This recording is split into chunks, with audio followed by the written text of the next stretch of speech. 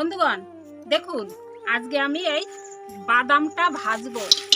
বাদামটা ভেজে তারপর বিট লবণ দিয়ে খেতে হবে। এটা কাঁচা বাদাম। কাঁচা বাদাম আমি কিনেছি, কারণ কাঁচা বাদাম একটু কম পয়সা পাওয়া যায়। তাই কাঁচা বাদাম কিনেছি। এবার নিজে ভেজে নেব। এবার নিজে ভেজে বিট লবণ দিয়ে খেতে হবে। বন্ধুগণ প্রায় ভাজা হয়ে গেছে।